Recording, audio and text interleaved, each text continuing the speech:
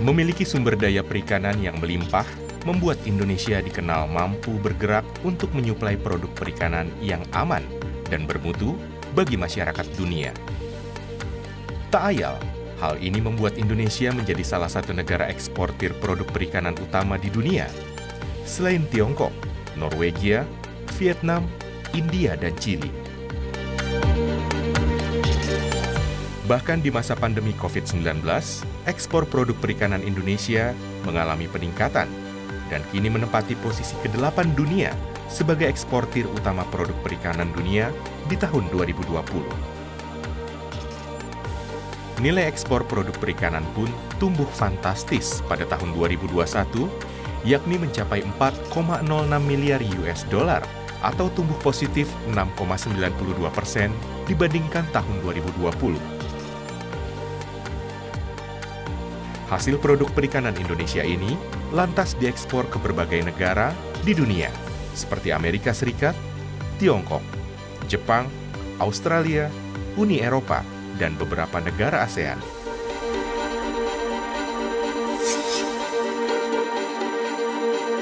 Dengan nilai tersebut, hasil sumber daya perikanan tak hanya dinikmati oleh masyarakat Indonesia saja, tapi juga hampir penjuru dunia bisa menikmati hasil ikan yang didapatkan dari perairan Indonesia.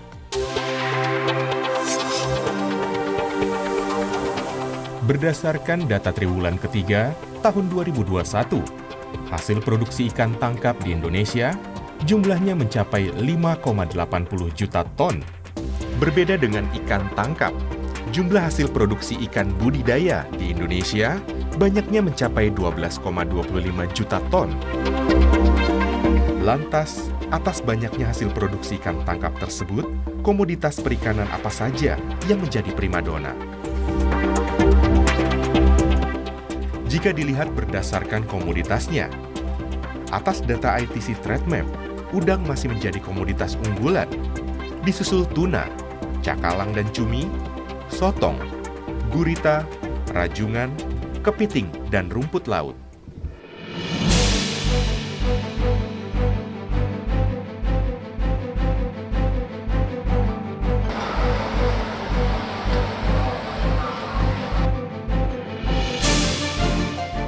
Pelabuhan dan bandara. Keduanya menjadi pintu gerbang aktivitas ekspor maupun impor lintas negara. Tak terkecuali Indonesia.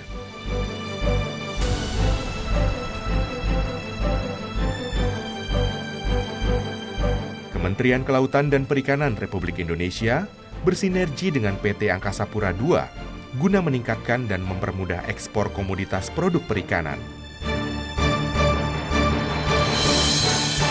Salah satu bandara yang menjadi titik ekspor dan impor produk perikanan yakni Bandara Internasional Soekarno-Hatta. Memiliki predikat salah satu bandara terpadat, Bandara Internasional Soekarno-Hatta berpotensi meningkatkan laju lalu lintas ekspor produk perikanan.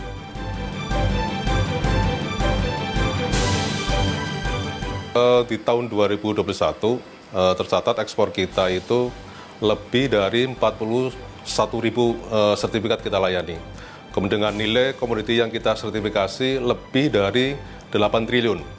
Kemudian untuk yang impor lebih dari 1.400 sertifikat kita layani dengan nilai kurang lebih dari 500 miliar.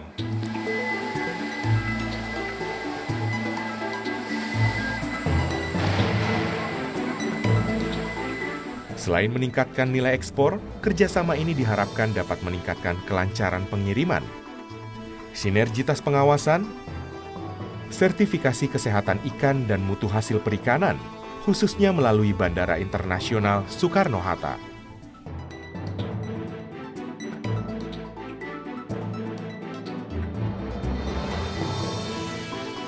Jadi target kami yang pertama tentunya meningkatkan pelayanan sertifikat kesehatan ikan dan mutu hasil perikanan di Balai Besar KIPN Jakarta 1, baik ekspor, impor maupun domestik atau antar area. Kemudian yang kedua, meningkatkan kelancaran pelayanan ikan transit.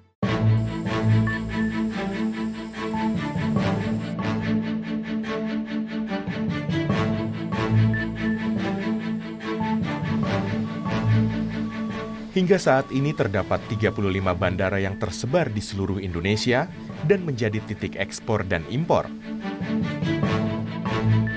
Tak hanya menambah titik ekspor impor, salah satu solusi untuk mempercepat pengiriman produk ikan adalah melalui penerbangan langsung atau yang disebut direct call.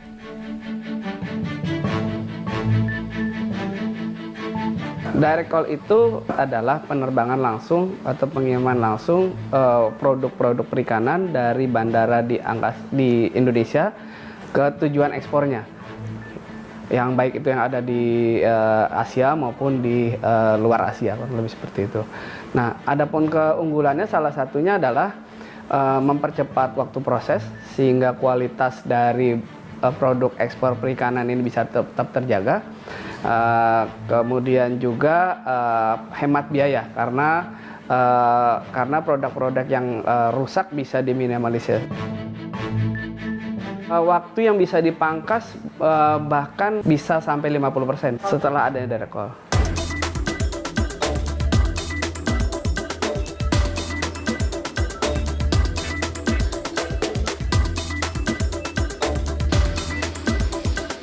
Semua produk ikan dapat di direct call, termasuk ikan hias. Direct call terhadap ikan hias dilakukan dengan cara mencari titik terdekat dengan sumbernya agar kualitas tetap terjamin. Tak hanya itu, PT Angkasa Pura Cargo juga akan menyiapkan pusat transit bagi produk ikan hidup ataupun ikan hias.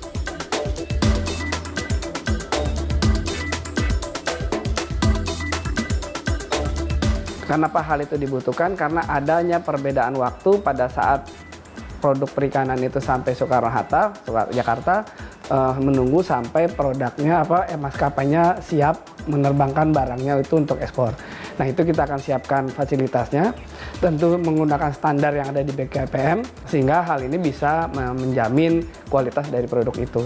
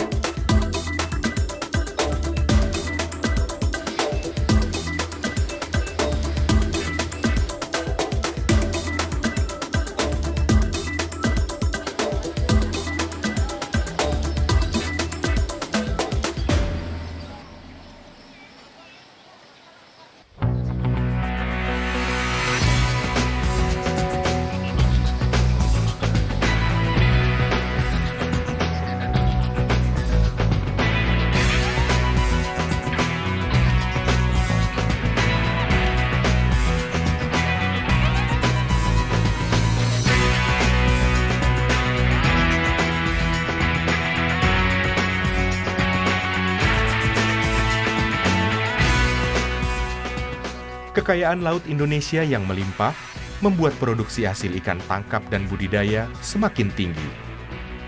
Selain dikenal memiliki sumber protein hewani yang baik untuk kesehatan tubuh, ikan dan produksi laut lainnya kerap dipertimbangkan oleh ahli gizi sebagai sumber utama yang penting bagi tubuh.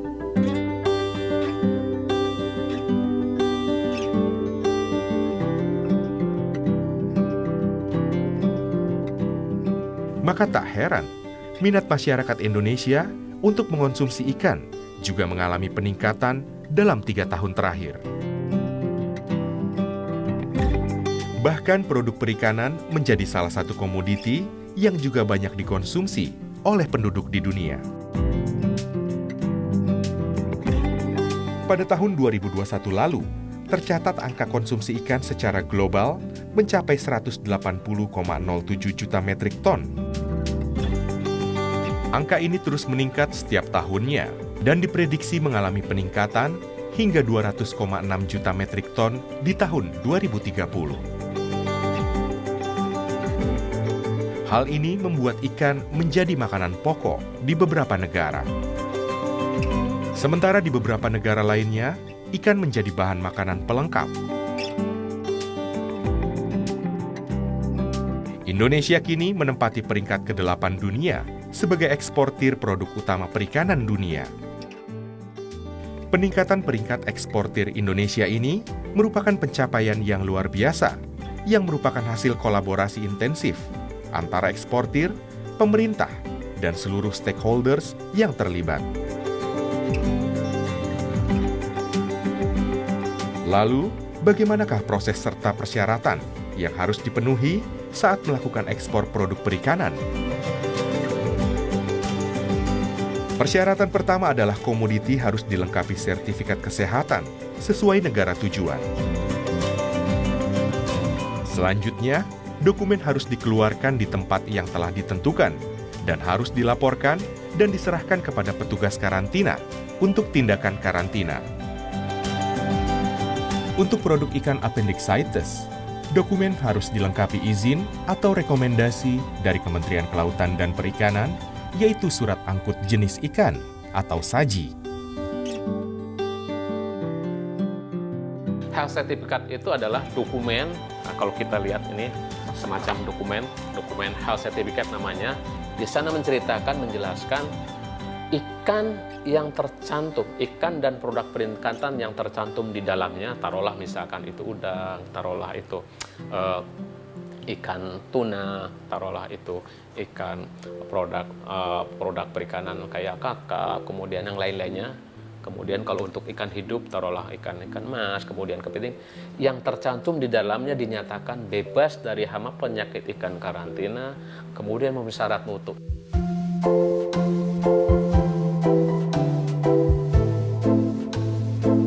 Kemudian yang ketiga, diamanatkan juga untuk melakukan pengawasan pengendalian terkait mutu dan keamanan pakan.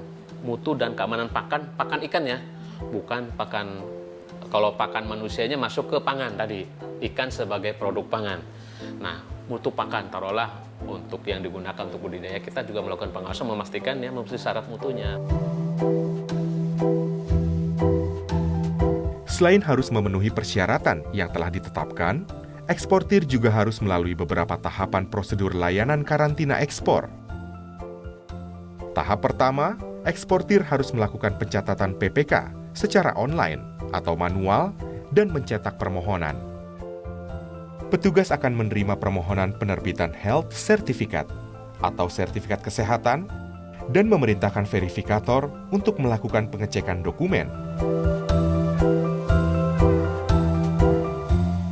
Selanjutnya, petugas verifikator akan melakukan evaluasi kebenaran dan kesesuaian dokumen permohonan. Hasil evaluasi yang terverifikasi akan dilakukan pencetakan draft HC dan mengeluarkan surat perintah verifikasi lapangan.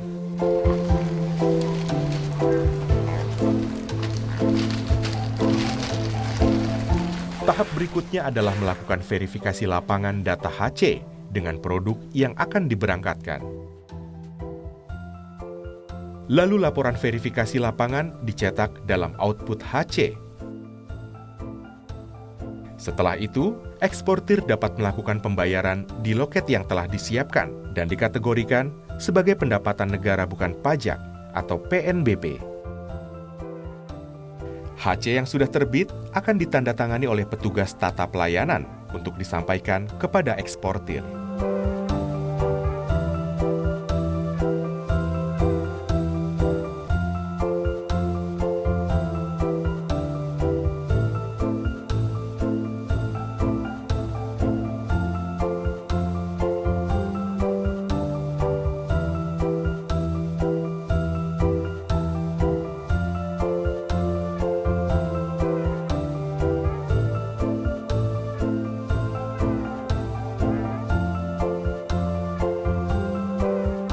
Nah, berbeda dengan yang sudah menerapkan sertifikat cara karantina ikan baik. Ini pelayanan sertifikat kami hanya melalui monitoring dan surveillance yang kita lakukan kurang lebih sebulan sekali, Pak. Jadi tentunya ini sangat membantu pengguna jasa sehingga waktunya lebih cepat, kemudian biaya juga lebih murah, dan pada hari pengiriman kurang lebih hanya butuh kurang lebih waktu ya sekitar 45 menit sudah bisa kita terbitkan sertifikatnya. Jadi tidak harus menunggu lama seperti yang end produk.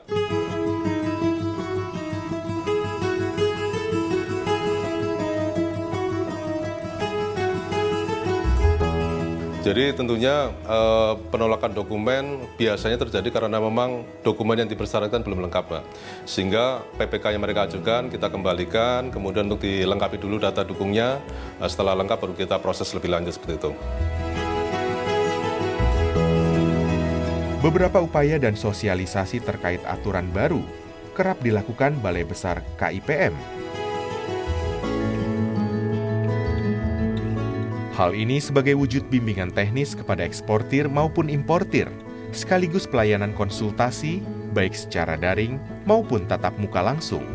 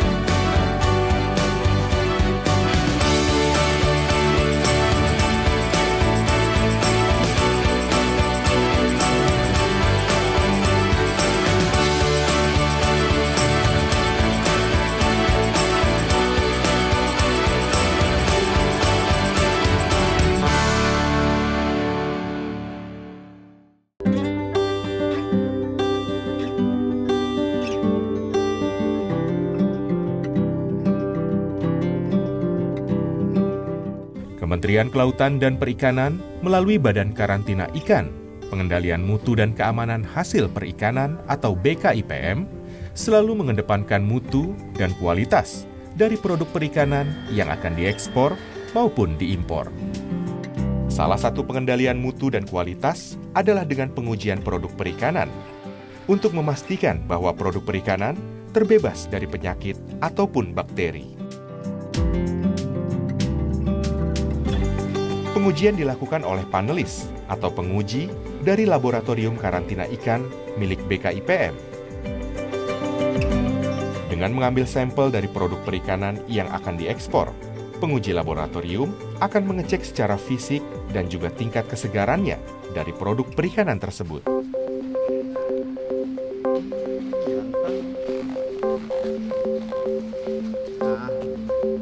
Sampel produk perikanan yang telah dilaporkan dari kantor Balai Besar KIPM lantas dikirim ke Laboratorium Karantina Perikanan dan menjalani sejumlah pengujian sesuai dengan kebutuhan yang diinginkan.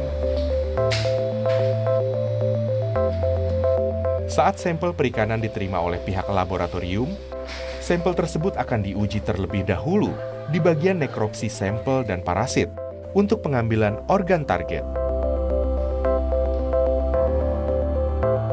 Tahap awal ini dilakukan untuk pengecekan secara detail untuk mengetahui keberadaan parasit yang terdapat pada produk perikanan dengan cara dibedah dan diambil organ dalamnya. Setelah pemeriksaan pada tahap ini selesai, produk perikanan akan diuji kembali sesuai dengan kategorinya. Untuk produk perikanan dengan kategori ikan hidup seperti ikan hias, kepiting, dan lobster, maka sampel tersebut akan diuji di ruangan biologi molekuler. Di ruangan ini produk perikanan akan diperiksa apakah terdapat virus ataupun bakteri dan jamur. Pemeriksaan dilakukan secara biologi molekuler untuk mendeteksi DNA ataupun RNA yang dimiliki oleh ikan. Untuk sampel produk perikanan kategori ikan fresh, seperti ikan beku atau ikan yang baru saja ditangkap, sampel tersebut akan diuji di ruangan organoleptik. Sampel produk perikanan ini akan diperiksa uji sensorinya. Hasil dari pengujian tersebut akan terlihat mutu kesegaran dari produk perikanan. Hasil pengujian yang telah dilakukan akan direkap oleh bagian administrasi laboratorium dan laporannya akan dikirimkan ke kantor pelayanan BKIPM. Jika hasilnya dinyatakan lulus uji, maka produk perikanan bisa langsung dikirim ke tempat tujuan.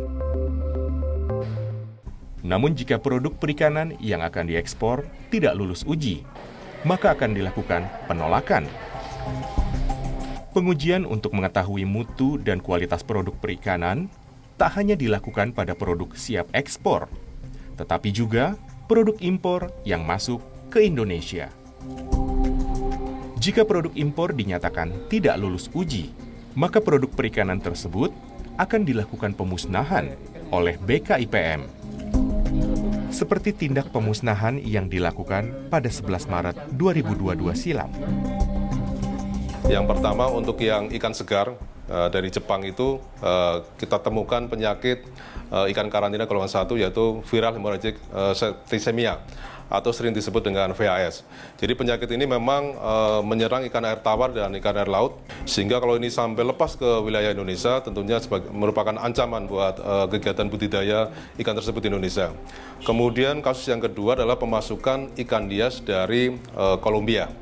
Jadi ikan tersebut kita musnahkan karena pertama terdapat jenis ikan yang memang dilarang pemasukannya ke dalam wilayah negara Republik Indonesia berdasarkan Permen 19.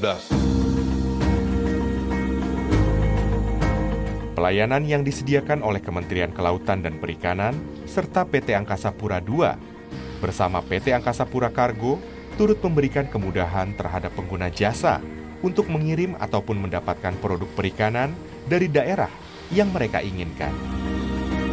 Kita ada berbagai macam ikan, dari frozen lencam, frozen kuro, frozen cunang, kepiting, lobster, kerang, dan ada telur ikan juga. Kalau untuk saat ini hambatan paling dari kapal ya Bu ya. Kapal karena schedule-nya mungkin delay, jadi kita kadang barang sudah muat ke kontainer, cuman schedule-nya delay, dan kadang HC-nya sudah cetak juga. Jadi kita ada beberapa Mbak, ada produk dried atau kering, produk fresh atau segar, dan produk live atau hidup. Di produk dried sendiri ada dried sea cucumber, dried fish maw, dried sea worm, terus produk live itu ada kepiting, lobster, dan ada fresh fish juga. Hambatan mungkin ada 1-2 ya Mbak ya, soalnya sekarang kan sistemnya harus serba online. Jadi untuk kadang ada error atau apa gitu.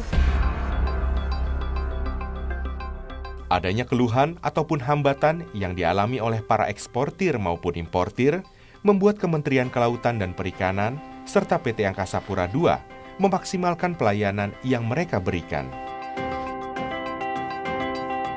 Jasa transit penanganan ikan itu adalah digunakan untuk transit barang-barang perikanan, produk-produk perikanan yang dikirim dari daerah di luar Jakarta yang akan dikirim ekspor menggunakan maskapai penerbangan asing.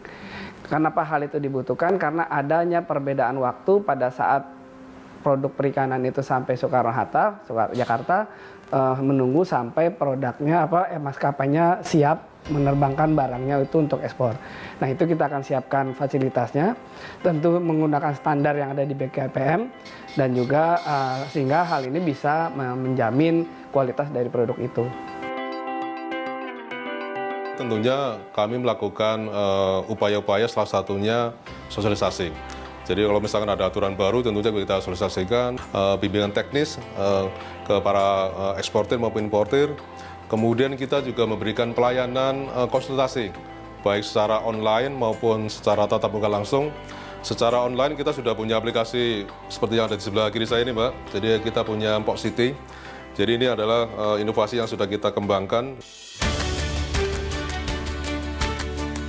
Melalui aplikasi Mpok City, BKIPM memberikan terobosan baru untuk mempermudah pengguna jasa agar bisa mengakses layanan tanpa harus datang langsung ke kantor BKIPM untuk mengurus pemberkasan.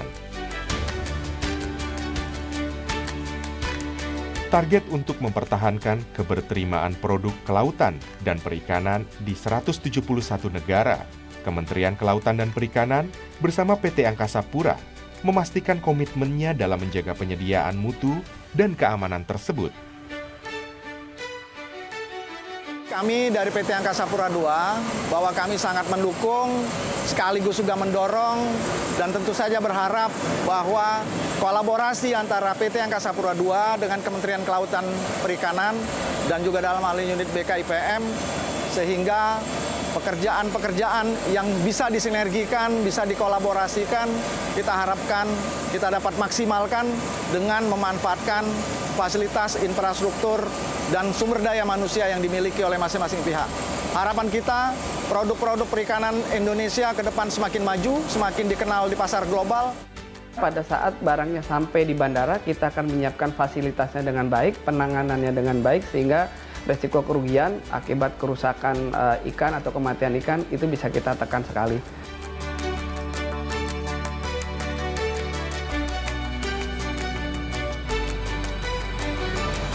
Program terobosan Pak Menteri itu 3 untuk perikanan tangkap, tentunya berbasis kuota itu sangat besar, kemudian akan dimanfaatkan. Kemudian kita tahu target ekspor ada, dari sekian volume yang diproduk itu kan ada target. Kita catatannya adalah di tahun 2024 itu 20,6 juta ton dalam konversi kurang lebih target 15 miliar dolar gitu ya.